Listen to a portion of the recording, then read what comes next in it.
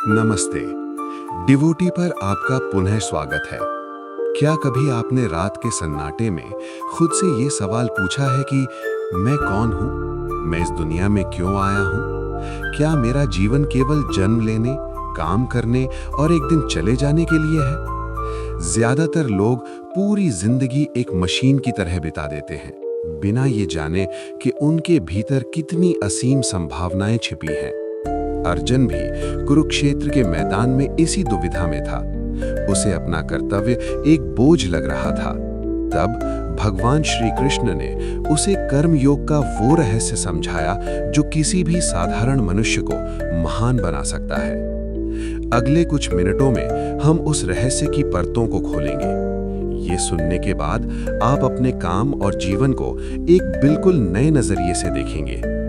भाग 1, कर्म क्या है? श्री कृष्ण गीता के 3 अध्याय में कहते हैं कि कोई भी मनुष्य एक क्षण के लिए भी बिना कर्म किए नहीं रह सकता। यहाँ तक कि सांस लेना भी एक कर्म है।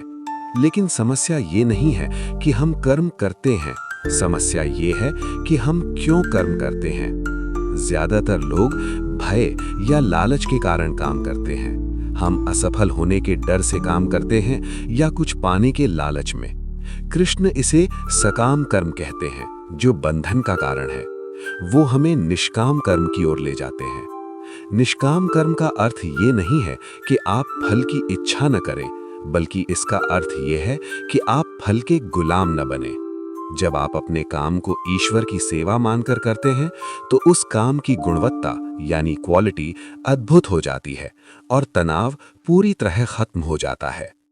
भाग 2, अपने स्वधर्म को पहचानना। गीता का एक अत्यंत महत्वपूर्ण श्लोक है, श्रेयान स्वधर्मो विगुणः परधर्मात् स्वनुष्ठितात्। अर्थात दूसरे के मार्ग पर चलकर सफलता पाने से बेहतर है कि आप अपने स्वयं के स्वभाव यानी स्वधर्म के अनुसार काम करें, भले ही उसमें संघर्ष अधिक हो। आज की दुनिया में अशांति इसलिए है क्योंकि हर कोई किसी और जैसा बनना चाहता है। मछली अगर पेड़ पर चढ़ने की कोशिश करेगी तो वो पूरी जिंदगी खुद को मूर्ख समझेगी। आपका स्वधर्म क्या है? वो कौन सा काम है जिसे करते समय आप समय को भूल जाते हैं?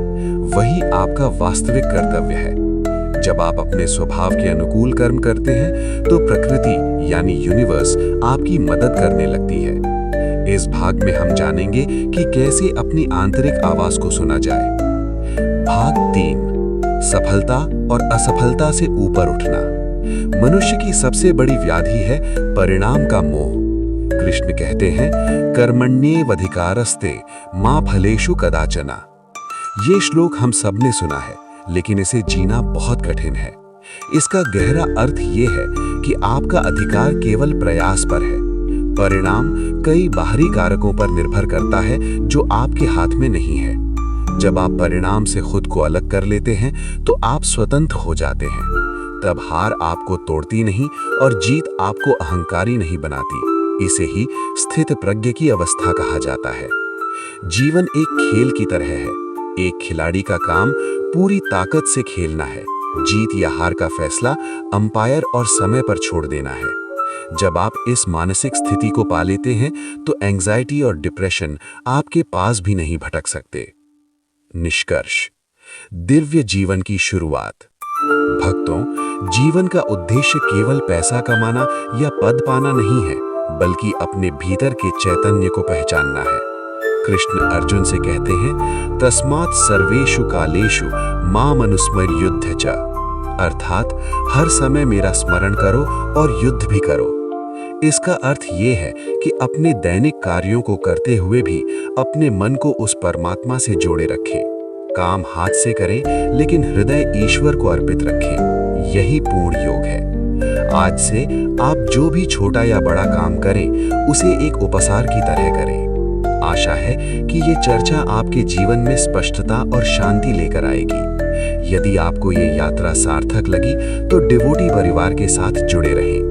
इस वीडियो को लाइक करें और कमेंट में बताएं कि गीता का कौन सा संदेश आपको सबसे ज्यादा प्रेरित करता है।